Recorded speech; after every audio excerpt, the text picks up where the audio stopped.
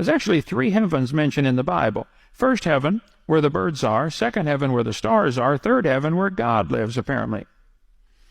The heavens, plural, declare the glory of God, and the firmament showeth his handiwork. Heavens. There are 3 of them now. In Genesis 1:1, there was only 1. He hadn't sliced it up yet. Anyway, and God made the firmament and divided the waters which were under the firmament from the waters which were above the firmament. What is this talking about? Water above the atmosphere?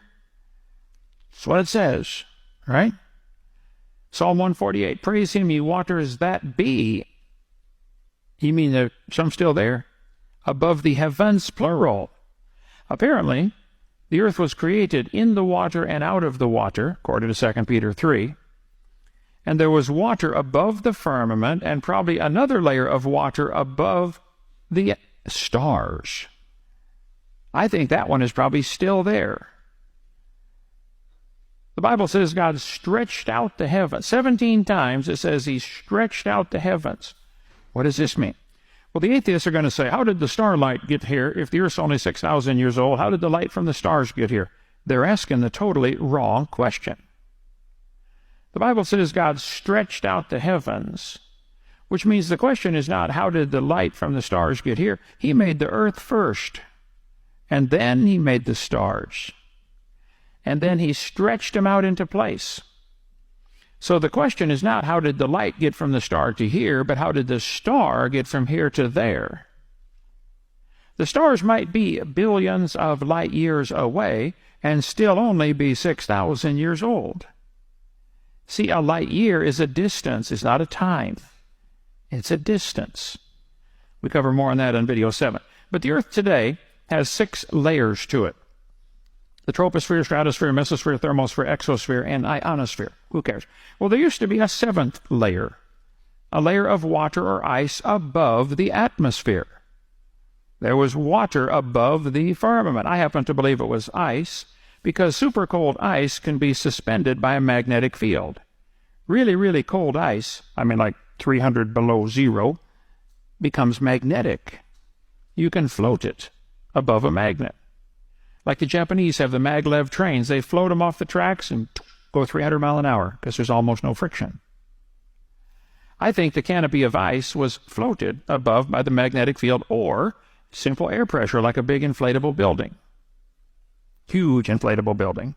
It's only, according to the Jews, Josephus said, this is 2,000 years ago, he set the heaven above the universe, surrounding it with ice. He placed a crystalline firmament around it. Did there used to be a crystalline canopy of ice above the atmosphere? I think so. Probably 10 miles up. If you squeezed all the air that's now, say, 60 miles, our atmosphere, squeeze it down to 10 miles. Cap it off with a couple inches layer of ice, solid crystal ball. And there was water under the crust of the earth.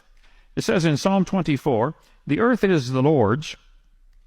He hath founded it upon the seas and established it upon the floods.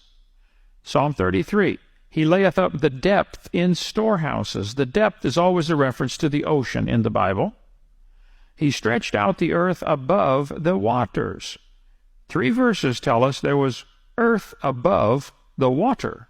I believe when God first made the world, there was a layer of water, ice, a layer of air to breathe, maybe 10 miles thick, a layer of dirt and rocks to stand on, the crust of the earth, and water in the crust of the earth. That's where the flood came from. The Bible says the fountains of the deep were broken open, and then the windows of heaven were open.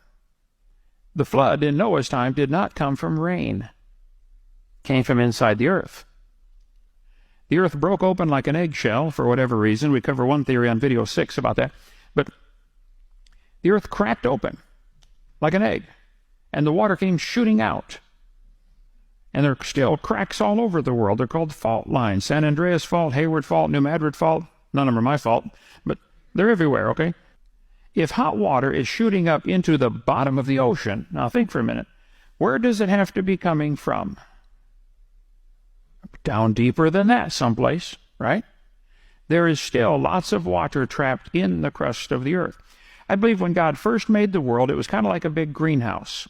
This canopy of ice overhead would protect them from radiation and sunlight and stuff.